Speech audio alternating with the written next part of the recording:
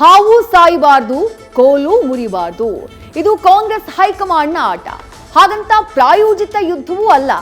ಏನು ಮಾಡೋಕ್ಕಾಗದ ದಯನೀಯ ಸ್ಥಿತಿ ವರಿಷ್ಠರ ಕೈ ಕಟ್ಟಿ ಹಾಕಿದ ಹಾಗೆ ಕಾಣಿಸ್ತಾ ಇದೆ. ಎಲ್ಲವೂ ಖರ್ಗೆ ಹೆಗಲಿಗೆ ಹಾಕಿದಂತಹ ರಾಹುಲ್ ಸಿಂಪತಿಗಿಂತ ಪವರ್ ಪಾಲಿಟಿಕ್ಸ್ ಇಂಪಾರ್ಟೆಂಟ್ ಅನ್ನೋದನ್ನ ಕಂಡುಕೊಂಡಂತಿದೆ. ಅತ್ತ ದೆಹಲಿಯಲ್ಲಿ ಡಿಕೆಶಿ ಪರ ಇನ್ನಷ್ಟು ಶಾಸಕರು ಜಮೆಯಾಗ್ತಿದ್ದಾರೆ.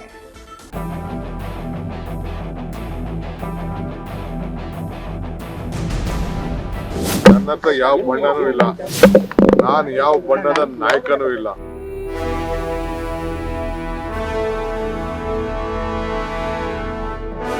ಹೈಕಮಾಂಡ್ ಏನ್ ತೀರ್ಮಾನ ಮಾಡ್ತದೆ ಅದನ್ನ ನಾನು ಕೇಳಬೇಕು, ಡಿ ಕೆ ಶಿವಕುಮಾರ್ ಕೇಳಬೇಕು, ಎಲ್ಲರೂ ಕೇಳಬೇಕು.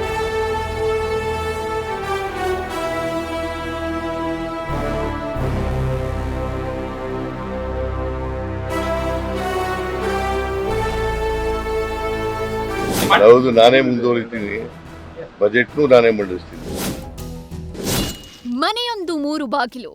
ಇದು ಕಾಂಗ್ರೆಸ್ನ ಒಡೆದ ಮನೆಯ ಮನಗಳ ಸ್ಥಿತಿ.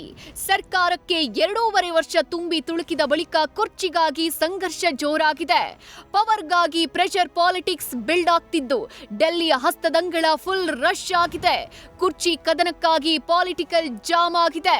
ಇಲ್ಲಿ ಸಿಎಂ ಬಣ ಡಿನ್ನರ್ ಮೀಟಿಂಗ್ ನಡೆಸ್ತಿದ್ರೆ ಅತ್ತ ಡಿಸಿಎಂ ಬಣ ರಾಜಧಾನಿ ಡೆಲ್ಲಿ ಮೈದಾನದಲ್ಲಿ ಸ್ತಬ್ಧ ಚಿತ್ರಗಳಾಗಿ ಪಥ ಸಂಚಲನದಲ್ಲಿ ಭಾಗಿಯಾಗ್ತಿದ್ದಾರೆ.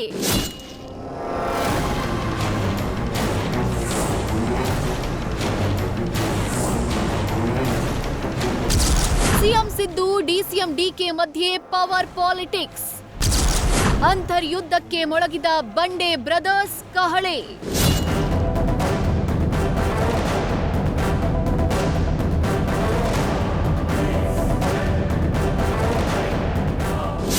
ಪ್ರಿಯ ವೀಕ್ಷಕರೇ, ಕನಕಪುರದ ರಣಕಲಿ ಡಿಕೆಶಿ ವರುಣಾಧಿಪತಿ ಸಿದ್ದರಾಮಯ್ಯ ನಡುವೆ ಓಪನ್ ವಾರ್ ಆರಂಭ ಆಗಿದೆ. ನವೆಂಬರ್ ಕ್ರಾಂತಿಗೆ ಮುನ್ನುಡಿ ಬರೆದ ಈ ಕದನ ಪವರ್ ಪಾಲಿಟಿಕ್ಸ್ನ ನಿರ್ಣಾಯಕ ಘಟ್ಟಕ್ಕೆ ಬಂದು ತಲುಪಿಸಿದೆ. ನಿನ್ನೆ ಡಿಕೆ ಸುರೇಶ್ ಮಾತುಗಳು ಸರ್ಕಾರದಲ್ಲಿ ಕಂಪನ ಸೃಷ್ಟಿಸಿದ್ದು ರಿಕ್ಟರ್ ಮಾಪಕದಲ್ಲಿ ಹಿಡಿದಿಡಲಾಗದಷ್ಟು ತೀವ್ರತೆ ದಾಖಲಾಗಿದೆ.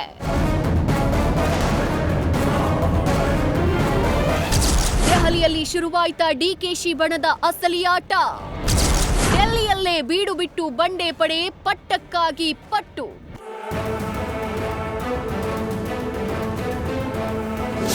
ದೆಹಲಿ ದಂಡಯಾತ್ರೆಗಳು ಸಾಲುಗಟ್ಟಿವೆ. 3 ಬಾರಿ ಡಿಕೆಶಿ ಹೋಗು ಬಂದ್ರು, 100 ಬಾರಿ ಮೌನ ಮುರಿದ್ರೂ ಸಂಕಷ್ಟ ತಣಿಯುತ್ತಿಲ್ಲ. ಕಲಹದ ಸೃಷ್ಟಿ ಮೂಲ ಡೆಲ್ಲಿಯಲ್ಲೂ ಇದಕ್ಕೆ ಶಾಶ್ವತ ಪರಿಹಾರ ಸಿಕ್ತಿಲ್ಲ. ಹೈಕಮಾಂಡ್ಗೆ ಈ ಬೆಳವಣಿಗೆ ಬಿಸಿ ತುಪ್ಪದ ಸವಾಲಾಗಿದೆ.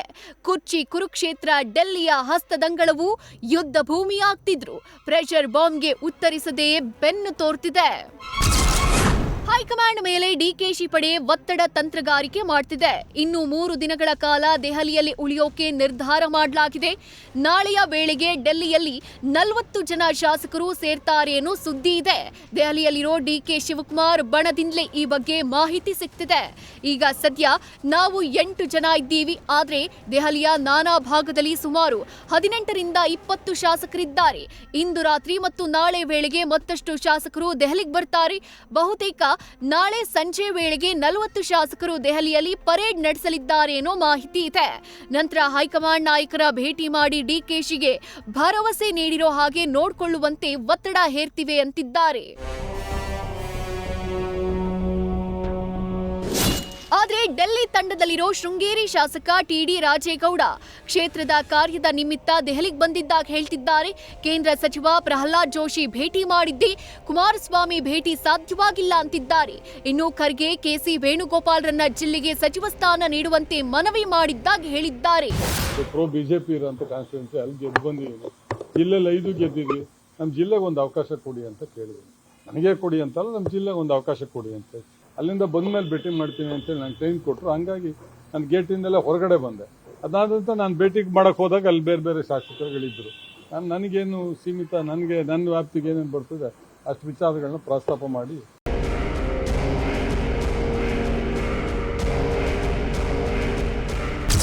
ಡಿಕೆಶಿ ಬೆಂಬಲಿಗರ ದೆಹಲಿ ಪರೇಡ್ಗೆ ಎಐಸಿಸಿ ಅಧ್ಯಕ್ಷ ಬೇಸರ.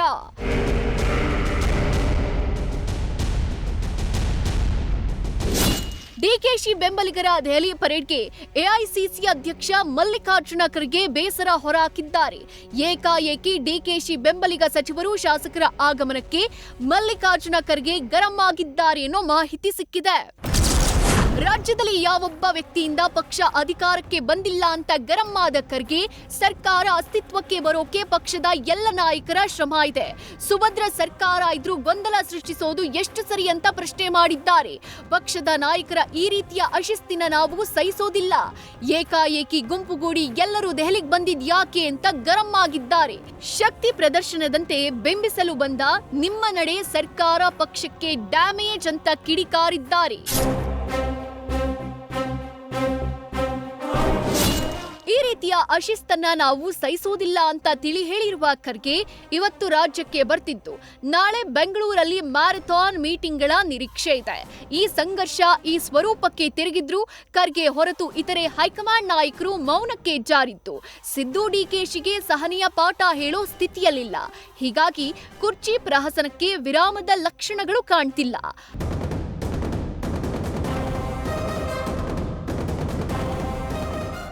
Harish Kakod, political bureau, news first. News first ನಿರ್ಭೀತಿಯಿಂದ ನಿಮ್ಮ ಪರವಾಗಿ.